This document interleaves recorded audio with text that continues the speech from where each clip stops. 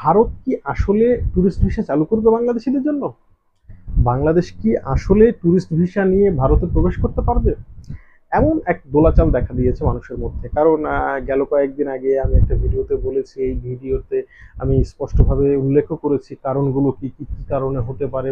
মানে বাংলাদেশ এবং ভারতের মধ্যে যে একটা তিক্ততায় ভরা সম্পর্ক চলছে, সেই সম্পর্কটা হয়তোবা স্বাভাবিক না হলেও কিছুটা হালকা স্বাভাবিক হওয়ার পথে আছে।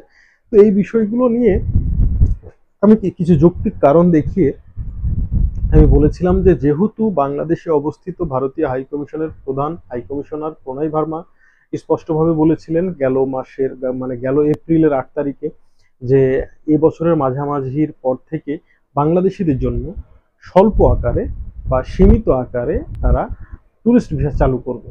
তো সেখানে সাংবাদিক প্রশ্ন করেছিল কেন সেটা ব্যাপক আকারে নয়, তিনি উত্তরে বলেছিল যে বাংলাদেশে অবস্থিত 16টি আইভ্যাকের মধ্যে 16টি হচ্ছে, মানে 5টিতে এখন মানে সীমিত আকারে লোকজন আছে, বাদ বাকিগুলো তো তাদের মানে জনবল নেই, জনবল সংকটের কারণে তারা মানে পুরোপুরি ইয়াতে যেতে পারছে না, মানে পুরোপুরি যে আপনাকে মানে ফুল ফোর্সে ভিসা দিবে সেটা পাচ্ছে না, তাই তারা সীমিত আকারে দিবে।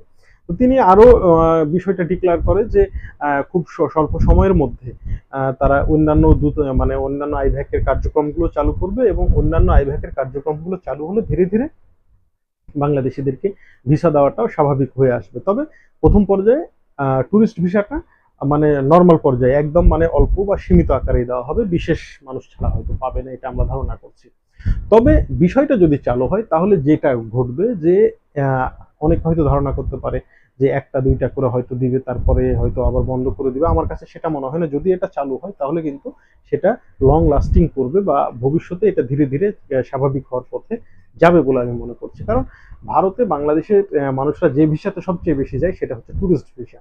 আর ভারতের পর্যটন খাতকেও সমৃদ্ধ করেছে বাংলাদেশি পর্যটকরা। সুতরাং ভারত সব দিক থেকে চিন্তা ভাবনা করে হয়তো আমার মনে হয় একটা ভালো সিদ্ধান্ত নিবে।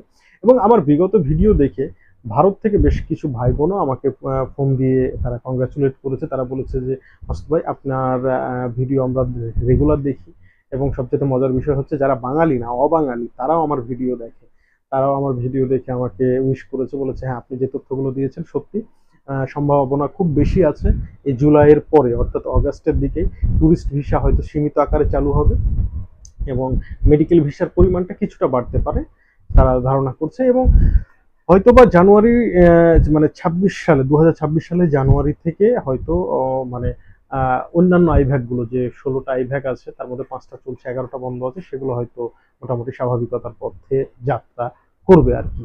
এবং সেখানে কিন্তু আবার ম্যান পাওয়ারও নিয়োগ দেওয়া হবে, কারণ সেখানে যে সমস্ত টুকটাক মানে ছোটখাটো পর্যায়ের ম্যান পাওয়ার গুলো ছিল, যেমন সিকিউরিটি গার্ড ছিল বা মেশন ছিল বা এই ধরনের কাজকর্ম করতে, এরা কিন্তু চাকরি হারিয়ে রীতিমতো এখন বসে আছে। তাই কয়েকটা জায়গাতে কিন্তু নিয়োগেরও কথা এরকম শোনা গিয়েছে, যদিও বা আমি ক্লিয়ার না যে সমস্ত মানে মাধ্যম থেকে খবরগুলো এসেছে, অবশ্যই সেগুলো অনলাইন পত্রিকা, তারপরও তাদের প্রতি আমার পূর্ণ আস্থা নাই, তাই আপনাদেরকে 100% নিশ্চিত হয়ে তথ্য দিচ্ছি না।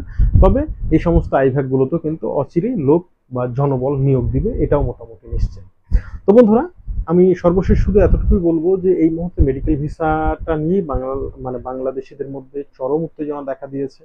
তো আপনারা যদি কোনো দিকে ঘুরে মেডিকেল ভিসা না পান তাহলে আপনারা চেষ্টা করবেন আমার সাথে যোগাযোগ করার। আমি আপনাদেরকে হেল্প করব যাতে আপনারা মেডিকেল ভিসা পেতে পারেন, চেষ্টা করব আপনাদেরকে হেল্প করার। আহ, পুরোটাই তো আল্লাহর হাতে, বাকিটা আল্লাহর হাতে না, পুরোটাই আল্লাহর হাতে।